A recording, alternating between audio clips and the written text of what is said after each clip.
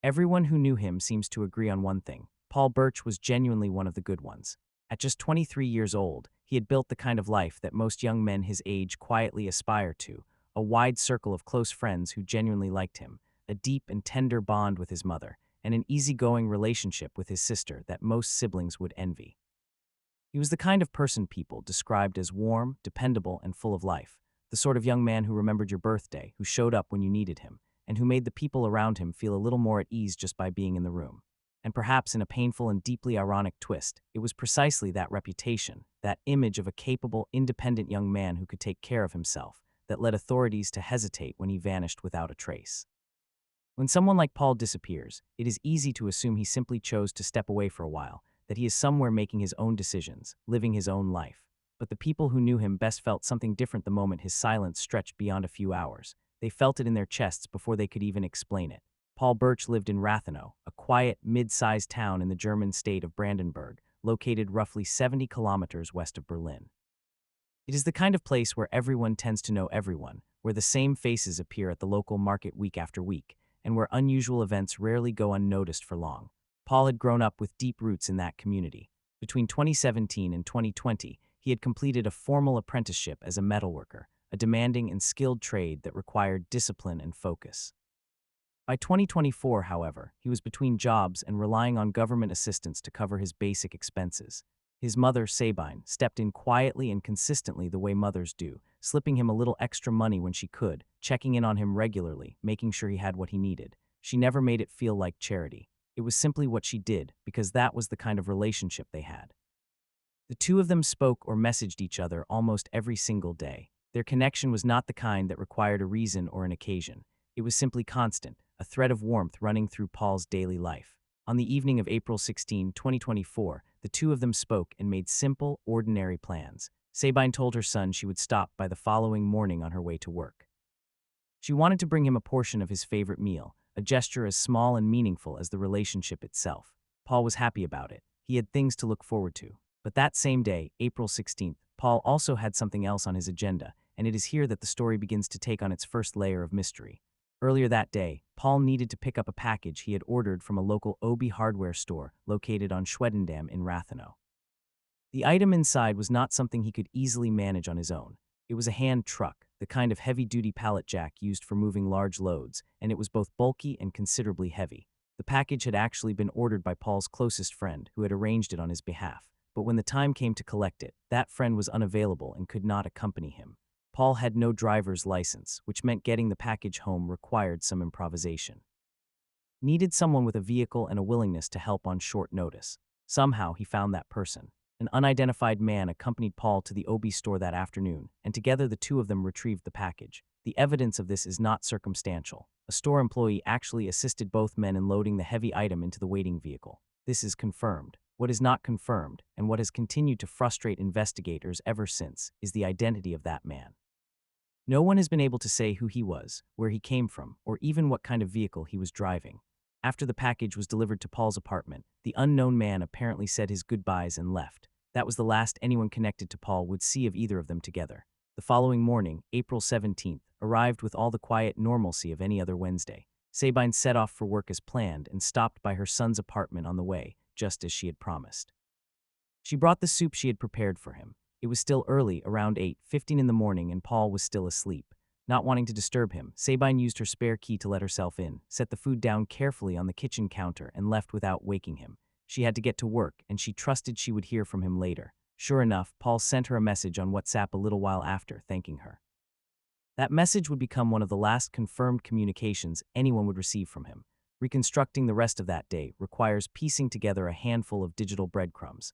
At approximately 2:09 in the afternoon, Paul reached out to a friend over chat.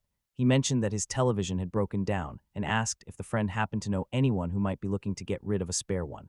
The two went back and forth for a few exchanges. The friend did actually know someone with an old television to offer, and he sent Paul a photo of it. Paul politely declined when he saw the condition of the set. It was a brief, entirely ordinary exchange, the kind that happens dozens of times a day between friends. Nothing about it suggested distress or urgency. At 3:30 in the afternoon, Sabine tried to reach her son by phone. He did not answer. That in itself was not unusual. People miss calls all the time. Paul had plans that afternoon, a meeting with another friend scheduled for 5:00 p.m. But sometime before that appointment, he sent the friend a message canceling it. The exact timing of that cancellation has not been made public. That evening, Sabine sent Paul a message. It did not go through. On WhatsApp, the indicator showed only a single gray checkmark, meaning the message had been sent but never delivered to the device. When morning came on April 18th and the messages were still undelivered, Sabine's quiet unease sharpened into something harder and more urgent. She sent several more messages in the early hours. At 7:15 a.m., she wrote asking him to please get in touch, telling him she was worried. At 7:40 a.m., another message. She would be at work all day but needed him to reach out. By the time her shift ended and she checked her phone again, nothing had changed. The gray checkmark remained. Sabine knew that Paul had been dealing with a problem with his SIM card at the time, which meant he could only connect to the internet through a Wi-Fi network. The persistent failure of those messages to deliver told her what her instincts were already screaming. Paul had not been home since at least the previous evening. She drove to his apartment herself. She had the key, and she used it. What she found inside only deepened her dread. The soup she had left for him the morning before sat untouched on the counter, exactly where she had placed it. His cat, Cynthia, was there, alone and clearly unfed, which struck Sabine immediately as deeply wrong. Paul adored that cat. He cared for her with the kind of attentiveness that people reserve for family. He would never have left Cynthia without food or care unless something had prevented him from doing otherwise. The apartment itself carried the particular stillness of a space that had been left in a hurry, or rather, of a space that had been left with every intention of returning shortly. The food was waiting. Notes about errands and upcoming tasks were scattered around. There was no sign of a planned departure. Everything looked like the snapshot of a young man who had simply stepped out for a few minutes. The last known sighting of Paul alive came from a neighbor who reported seeing him around midday on April 17th. After that, there is nothing. No confirmed sightings, no further messages, no trace. Sabine went to the police on April 18th to file a missing persons report. According to her own account, the initial response was dismissive. This is a pattern that appears repeatedly in missing persons cases and stems from a genuine legal tension. In Germany, as in many countries, every adult has the fundamental right to determine their own whereabouts. Unless there is concrete evidence that a person is in danger or in a helpless situation, law enforcement has limited legal justification to launch a full investigation simply because someone has not been in contact. Paul was 23 years old, healthy, and had no history of mental health crises that would have flagged him as vulnerable in the eyes of the system. From a purely procedural standpoint, the initial assessment may have fit the guidelines, but from the standpoint of everyone who knew him, it was wrong. Sabine did not wait. She began her own search immediately, calling hospitals across the region one by one, personally visiting police stations in neighboring towns, and designing and distributing missing persons posters and buttons bearing Paul's photograph. She organized, she persisted, and she refused to accept silence as an answer. It took several weeks before the Serious Case Division of the Criminal Police, the Kriminalpolizei, formally opened an investigation. Investigators began speaking with people in Paul's circle, collecting information about his habits, his contacts, his movements, and his financial situation. What emerged from those early conversations was a portrait that did not entirely match the one his closest friends and family had known. Paul had, by all outward appearances, been living modestly.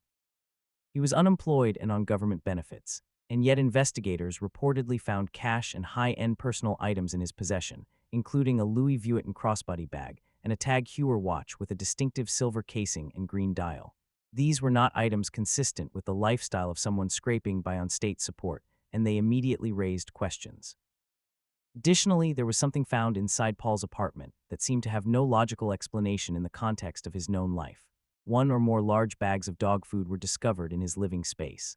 Paul did not have a dog. He had a cat. While no one can say for certain what those bags represented, investigators and those familiar with the case have noted that concealing contraband within animal feed packaging is a method that has been documented in narcotics operations. The outer appearance of an ordinary product can be used to disguise what is hidden inside, making detection more difficult. Whether or not that was the purpose of those bags in Paul's apartment remains unconfirmed, but their presence was noted, and it fit into a broader picture that was beginning to take shape.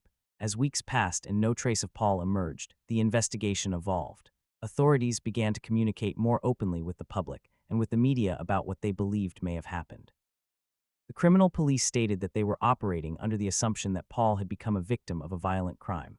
The word tragic barely begins to cover what that statement meant for his family. Investigators also disclosed that they considered it possible Paul had connections to drug-related activity in the region, connections that even his closest friends and family had been unaware of. This was not an accusation leveled against him. It was, investigators suggested, more likely an indication that Paul may have found himself entangled in something dangerous, perhaps gradually, perhaps in ways he did not fully understand until it was too late. His mother Sabine, speaking in an interview with a regional broadcaster, acknowledged the reality herself. She stated that Rathenow had a significant drug scene, and that it was possible, even if painful to consider, that her son had somehow drifted into contact with that world without anyone close to him realizing it. That possibility, she said, would at least explain certain things that had not made sense before: the cash, the expensive accessories, the unexplained periods of absence that friends had mentioned here and there, and of course the hand truck, the heavy-duty pallet jack that had required an anonymous stranger's help to transport. That stranger, the unidentified man who accompanied Paul to the Obi store on April 16th, remains one of the most critical unknowns in the entire case.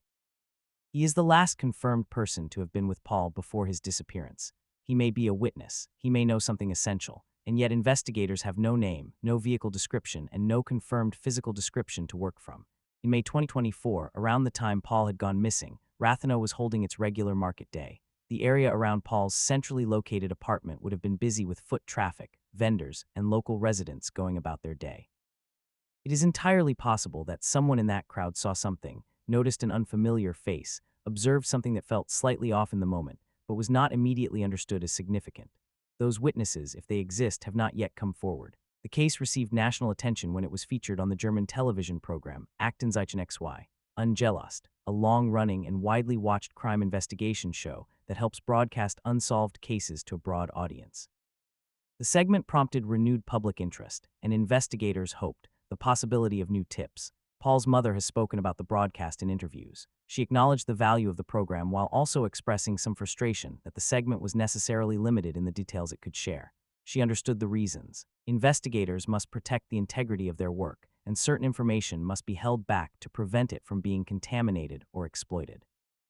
But the limited picture that emerged from the broadcast, a young man who was sometimes prone to disappearing for stretches of time, who seemed to receive unexplained phone calls with instructions or directions, only deepened the sense of mystery surrounding him. The investigating officer who appeared in the program spoke directly and with visible gravity. She confirmed that there were now multiple indicators pointing toward Paul having been the victim of a violent act. She could not elaborate on the specific nature of those indicators, but her certainty was unmistakable. The case had moved beyond the realm of an unexplained disappearance. Something had happened to Paul Birch, and investigators believed it involved serious harm. The wider community also began to raise questions when another disappearance was brought into the conversation.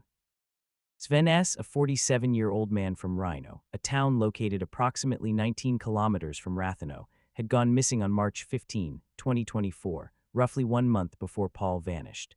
In the case of Sven as well, authorities had moved to treat his disappearance as a suspected violent crime. Sabine was in contact with Sven's family and noted publicly that she found it unsettling that two men had vanished from the same general region within such a short span of time, in an area where serious incidents were historically uncommon. Local press reached out to the police for comment on a possible connection between the two cases. The official response was measured. At that time, investigators did not have grounds to establish a link between the two disappearances. The program covering Paul's case also made no mention of Sven's disappearance as a potentially related event. Sven's sister-in-law offered her own perspective in a separate interview, saying that while the timing struck her as strange, she did not personally believe the two cases were connected. The significant age gap between the two men, the different social circles they occupied, and the fact that Sven had few known ties to Rathenow all made a shared origin for their disappearances seem unlikely to her. But even so, the question hovered. Two men, one region, 1 month apart, both presumed victims of violent crimes. The timing, if nothing else, was difficult to simply dismiss. Investigators have continued to pursue leads. In the months following Paul's disappearance, law enforcement in the broader Brandenburg region conducted operations targeting narcotics networks operating in the area. Whether any of those operations yielded information related to Paul's case has not been confirmed publicly. But investigators have stated that Paul had contacts unknown even to his closest friends and family members, contacts who may have come from criminal circles. Those individuals, whoever they are, represent the most valuable potential source of information that investigators do not yet have access to. Paul Birch stood 1.86 meters tall with a slender, athletic build and blonde hair that was cut short at the time of his disappearance. He had a distinctive mole at the back of his head that would be identifiable to anyone who had been close to him. On the day he was last seen, he was believed to have been wearing a green Ralph Lauren tracksuit jacket and blue jeans. Several personal items have been missing since his disappearance and are presumed to have been with him. A black Louis Vuitton crossbody bag, a silver tag Heuer watch with a green dial face, a key holder, a wallet, and his personal identification documents, including his national identity card and health insurance card. If any of those documents or items were to surface, that discovery alone could provide investigators with a meaningful lead. There is nothing about Paul's life that supports the theory that he chose to walk away voluntarily. He had a beloved cat he would never have abandoned. He had a mother who was the emotional center of his world. He had friends who valued him and spoke of him with genuine affection. He had food waiting on his counter and notes to himself about things he intended to do. He was, by every available indication, a young man who was still very much living his life, planning for tomorrow, and looking forward to things that would never come.